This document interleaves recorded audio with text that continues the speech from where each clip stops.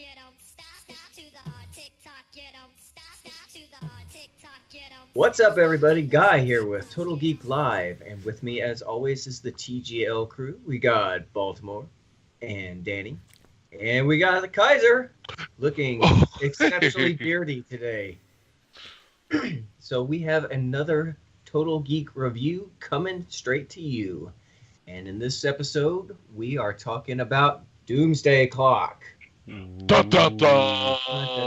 The fancy lenticular cover. Oh, Some of fancy. You are fancy. That's right. Well, Doomsday Clock, as you know, is the direct sequel to Watchmen, one of the greatest comic graphic novels of all time. If you haven't read that, then you should. There you go. There's my review. So on to our next review for Doomsday Clock. We're going to talk about The Watchmen.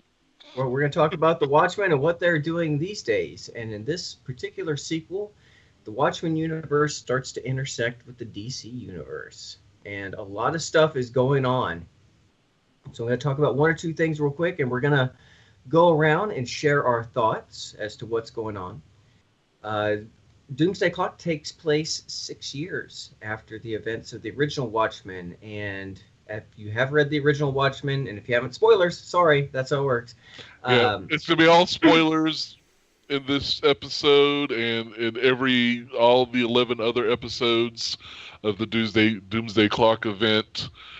It's going to be all spoilers. So if you haven't read it, this is go read it and come back. Yep. Or if you don't want to read it, you just want to hear people talk about it, stay. Mm-hmm. There you go. We take that too. We'll do all the things.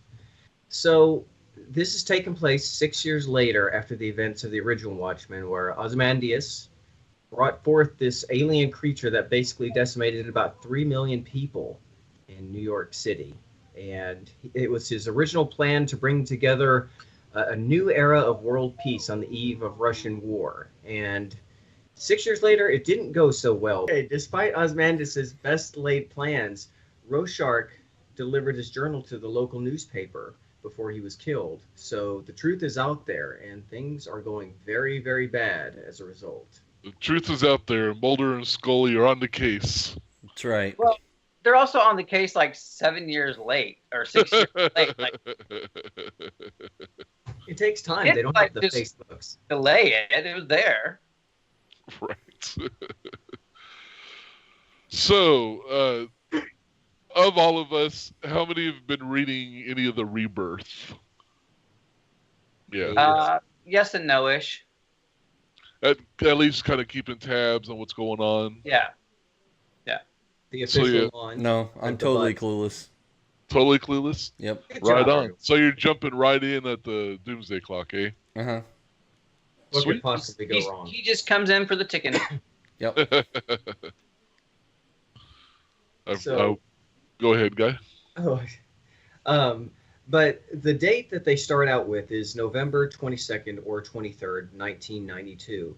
That's actually a really important time in DC history because back in that time, November 18th, 1992 was the release of issue 75 of Superman, i.e. the death of Superman. Mm-hmm. So that might be an interesting little comparison as to what's going on. Kind of really sets the tone for that. Hmm. Yeah. Maybe. And November 23rd is famous for just our history. It's, with the death of JFK. That's also Right. another big day. So, a lot of things are I'm in a mood today. So, a lot of things are going on, and one of the biggest things going on is the return of Rorschach, which, as I said earlier, he was obliterated in the original comics. So that's a whole other story. If anyone wants to expand on that a little bit. Now, what are your theories that it's just someone else taking on the mantle? Like Rorschach's just kind of A name. a name, and like the mask is the character. Is he wearing the original mask? I mean, how do you get another morphing mask? Yeah, that's a very good question. I haven't taken the mask that he's wearing in this and analyzing it with the one in the Watchmen. I do have a interesting. I don't think it's a theory or something, but just that the tests. It's the famous ink blot test. So it's black and white, and it's just kind of interesting how the original in the Watchmen was a white man. He was a ginger man. And then as we see with them taking the glove off in this issue number 1, that this is a black man. And so I thought that kind of interesting that I don't know, it's maybe this whole time there were two, because it's part of the whole dynamic of the black and white of the test. And maybe they had a pact that if one of us is killed, then the other steps up and takes on the mantle or something. I don't know. That'd be interesting. Interesting to see if, you know. Yeah. But I do like how he talks like him. Although this one seems even more so of not taking anyone's bullshit. Yeah. And he's very to the fact and to the point, and you know, very true to the character. Well, also I thought, you know, for the briefest of moments, when he takes off his glove, I thought, oh my God, it's his doctor from the I thought so too. And then of course I realized the doctor didn't make it out of New York. Right. But I thought a really interesting, you know, progression of that character. But I like what you're saying, Danny. I think it's interesting. I do feel like, I mean, we'll find out, I guess, as the story progresses, how he became Rorschach. But I think that I feel like he's doing it in honor of Rorschach, taking up where he left off, and, you know, continuing his fight for people who can't fight or won't fight on their own, and in search of truth, which is what he was always about. You know, so I think that's pretty interesting. I liked that progression of him. Right. Yeah, like you said, I thought it was the prison therapist, Malcolm Long, but you look in the aftermath of the alien attack and you see him among the bodies. So no. Yeah. He's very sensitive to calling him the successor. He maintains that he is Rorschach. Yeah. Right. Yeah. So, yeah, it's... I don't know if someone read his journals. I don't know if someone studied his crime cases, but they've got his general attitude right down to the stunted monotone sentences. And so either it's his biggest fan, or, like you said, it did lead off with the planned successor. Yeah. And you know what? I feel like once we get into like issue 9 or 8, 9 or 10 or whatever, we're going to be like, oh, crap, that's who he is.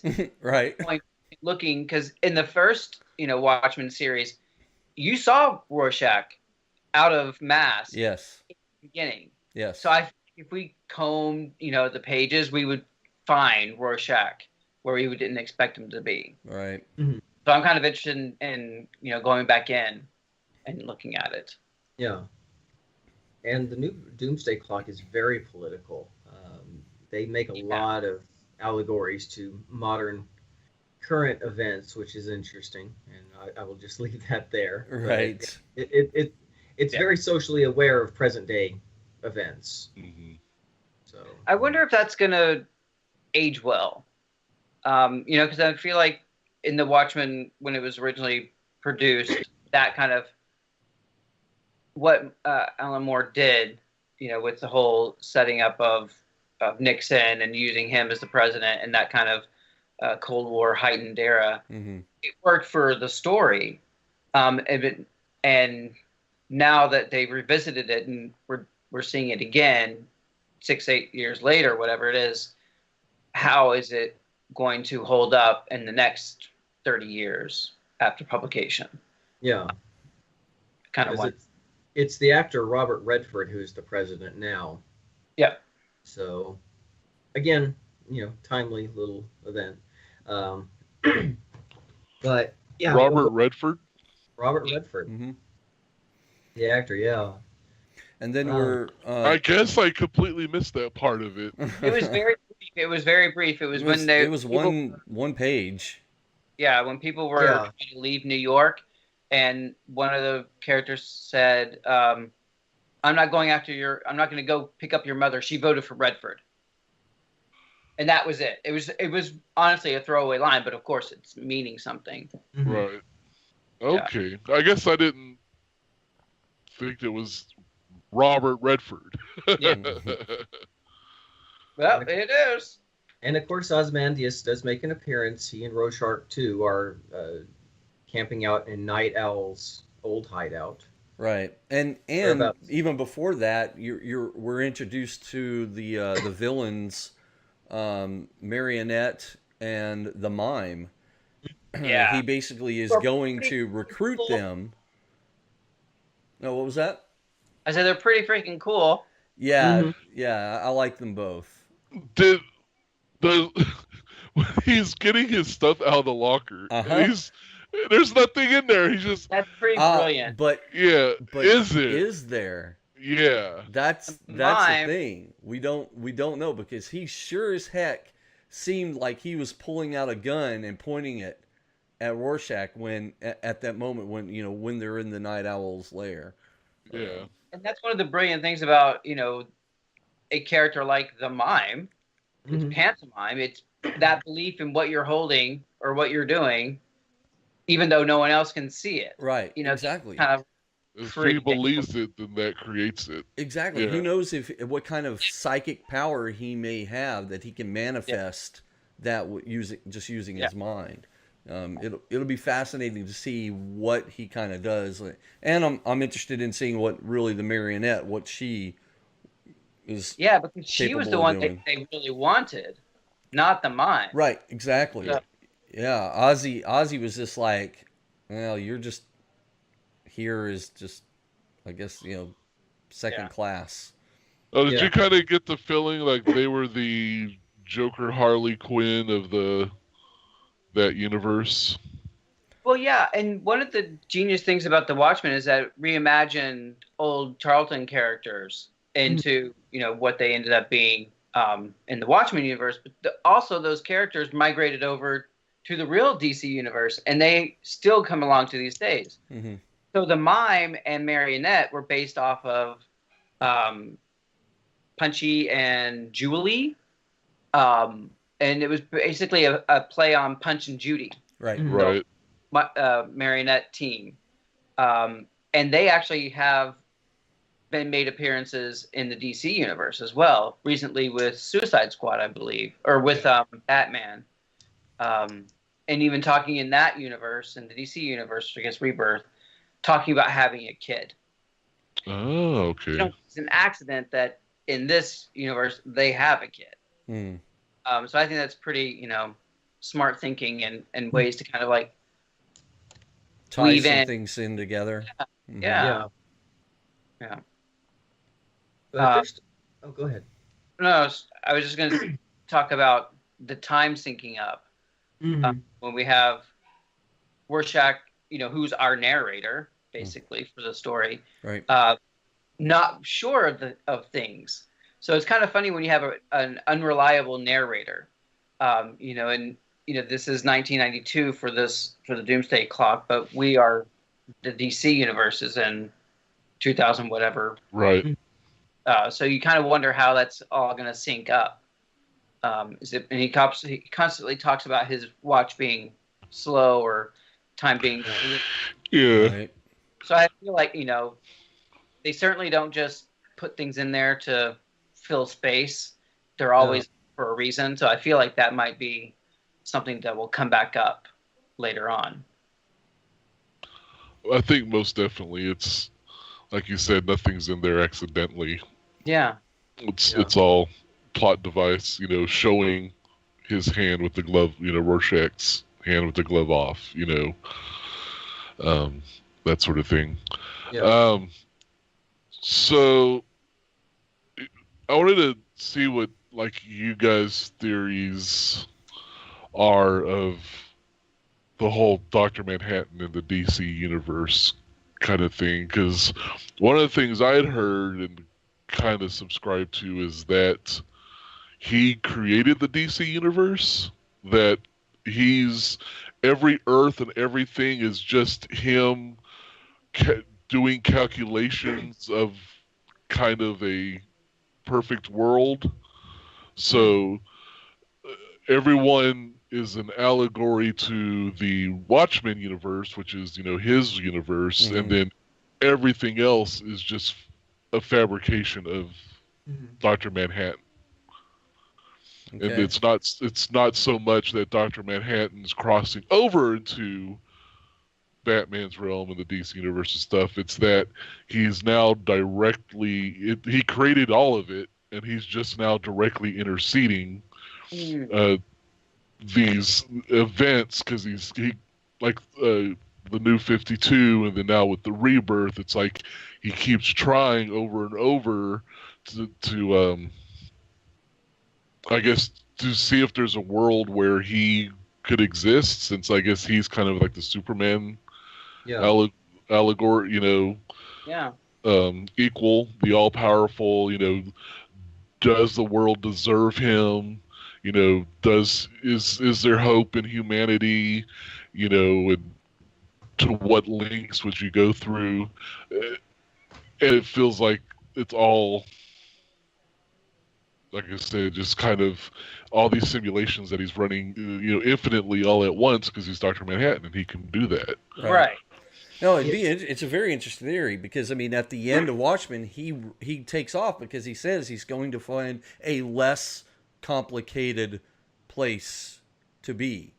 And so maybe this is his way of, he's going and he found space for him to play in, his own playground, and he's going to try and create the most less complicated universe that he can create. Yeah. And he is. He's always experimented. So I would totally see that as a viable reason.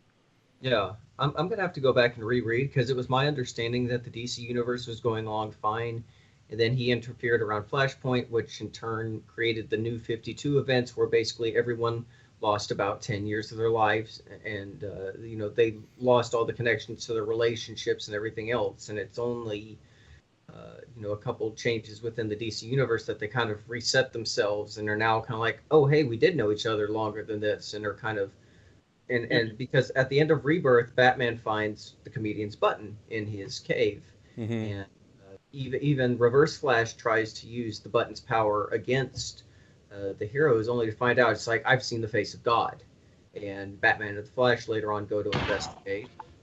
So it's an interesting. I mean, he's been manipulating events for quite some time now, which is an interesting way, because I mean, 52 had some real issues, and to kind of write it off, that was Dr. Manhattan messing around. Apparently, I don't like retractions like that, but that one's interesting and cool, and it certainly.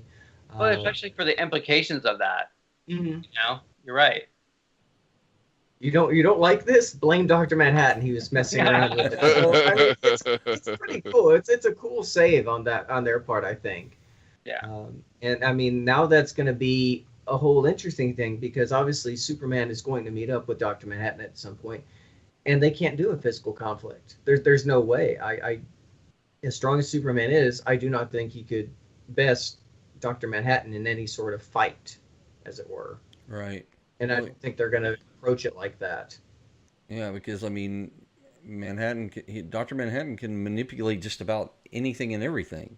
Mm-hmm. Yeah. I mean, he's kind of on a whole different level He really is. than Clark is. And in the end, Ozymandias didn't defeat him. Right. Dr. Manhattan left. Yeah. Yeah. He just bailed. He won by default. So that's kind of like, how are these, I don't know if they can win against Dr. Manhattan. He's going to have to leave again or something. Yeah. Unless you get into his head. I mean, maybe there's a way you make him rationalize something that he's never been able to rationalize before. Yeah. Yeah. Appeal to lost humanity. Yeah, right. Yeah, maybe there is still a bit of humanity in him. Which Superman, for an alien, has an overabundance of. Exactly. Yeah. And even he's troubled by this, and even he's having events manipulated by Dr. Manhattan, like the car crash with his parents, and, he woke up and it's like, he never has recalled having a nightmare before up to this moment. Right. It's like the coming of Manhattan. So, And that's another interesting thing is of the bleeding of the universes together is that his parents dying in a car crash was a New 52 thing. mhm. And they reset that back in Rebirth to that's not how they died, that his, dad died of a heart attack and everything like originally. And then now he's having these nightmares of a reality realize that. that Okay. he didn't really experience. Mhm. Oh wow. So it's pretty interesting, the layers, especially if you've been reading for a while. It's just the implications of all that. Because I had to have a talk with my nephew, because I was like, I don't remember when did they kill off the Kents in a car crash. It's like, Mhm. oh, that was a New 52 thing when he went to prom and Mhm. all sort of thing. It was like, but Mhm. so Interesting. One of the things that I thought was interesting, and I'm sure it's going to play a big part in the upcoming issues, is in the original Watchmen, it starts with a cancer scare, with Dr. Manhattan causing cancer is the assumption. Right. And in Doomsday Clock 1, we see and we're told that Ozymandias has cancer too, brain cancer. Mm-hmm. And that's part of his whole reason why he's doing what he's doing. That's part of his ways to make right with the world. Yeah. But my question to y'all is, do you think he actually has cancer? He's a master manipulator. Oh, right. Yeah. He left his Antarctic base with, just so happened to leave the X-ray with the cancer images on it, and in the image he's like, oh, I'm hurting, whatever. So he's telling us, and we see an image, and we're led to believe that it's him. Right. I wonder if he actually is using that to his advantage. Yeah. I wouldn't put it past him.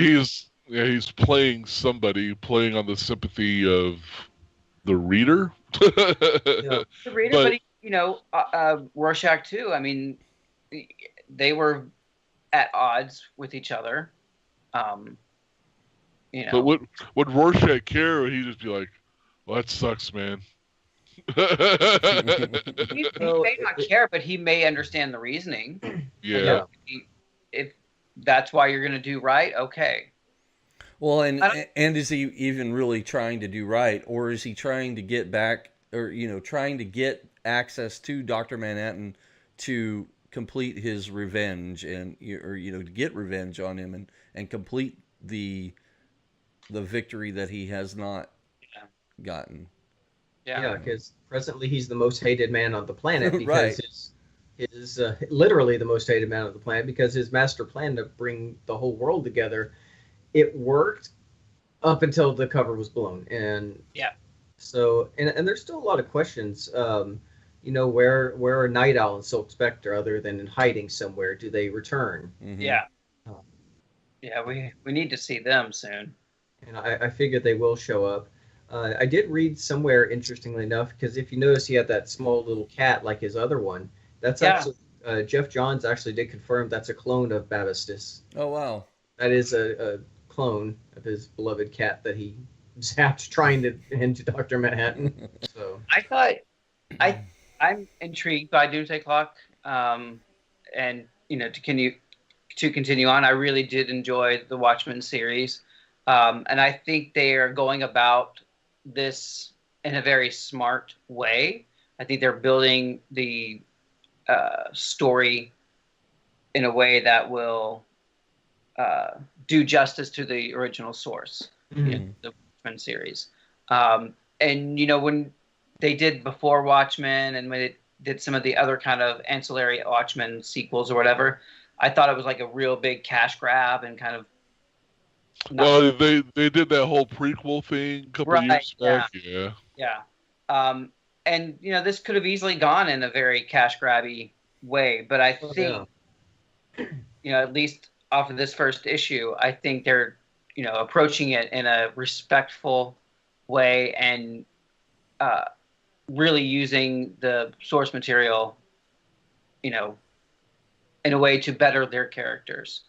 They have the same kind of panel layouts for a lot of the same, for the most part. And a lot of the early part of this book, it's all those like oranges and yellows. Right. But when it switches into the bedroom of Lois and Clark, it's all blues, like Dr. Manhattan. That is interesting. So I thought that was kind of an interesting, tonal color change that may or may not mean something. But, in Watchmen, nothing is ever accident. So I feel like it's...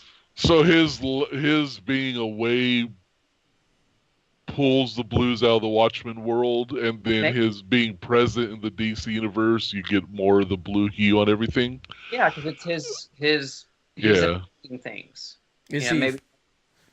Is he floating above them, watching them in bed? Oh yeah, and below them and beside them. Okay. In the past, present, and future. Oh, okay. He might just invite a few of his friends. Yeah, exactly. Himself. And that is interesting. Even the page print that they have is more of the old style of comic books back then. It's not the glossy pages, newsprint style page, which I thought was a neat little addition for them.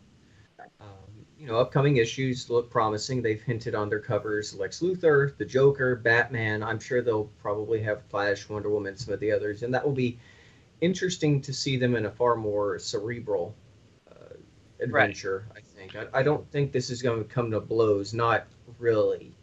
There might be some fighting action like that, but I don't think that's going to be that type of story.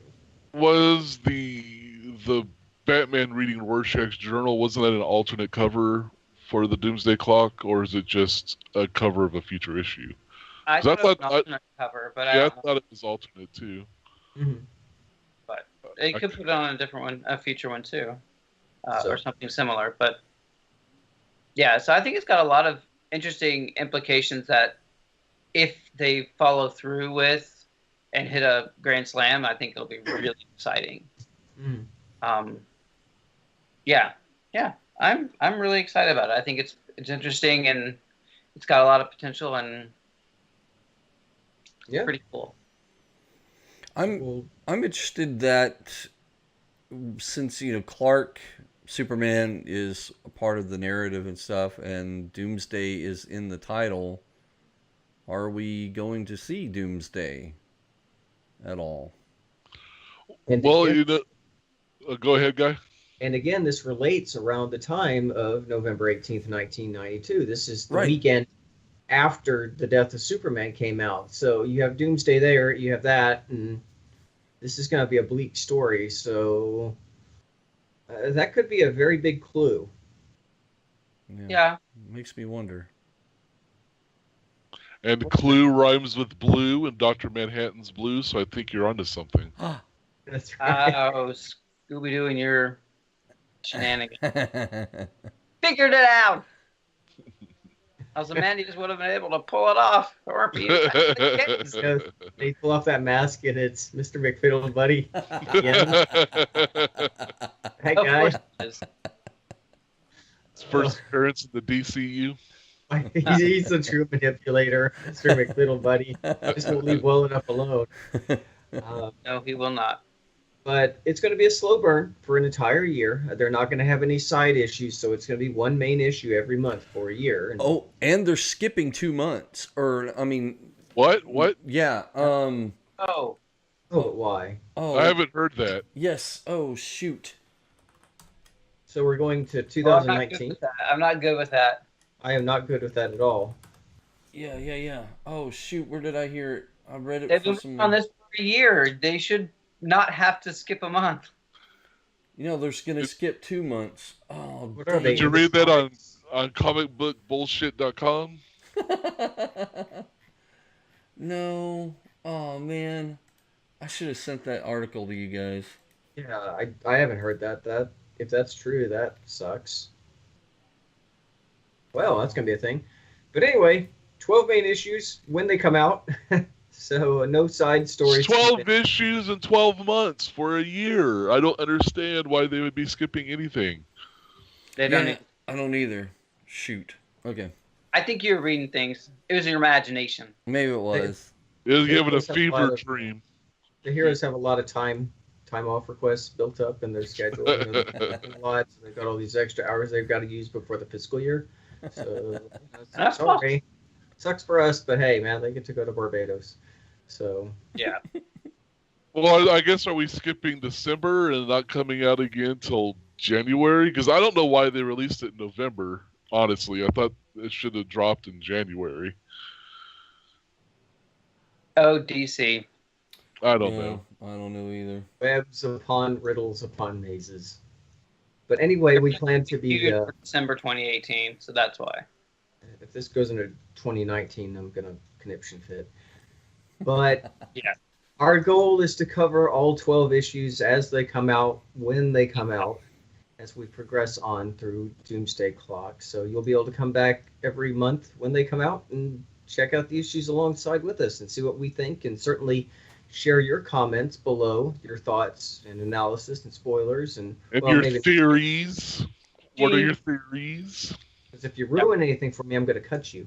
But jokes aside, It's true, he's cut me before. yes, it's true. It was a paper cut. It was brutal. But so we'll be talking about it for a yearish, and a yearish is a word now. But we'll be talking about it, and we hope to share that conversation with you as time goes by. So certainly keep up with us, see where we are each issue, and as always, it's all geek to us. Thanks a lot, you guys. Yeah. Bye. Bye.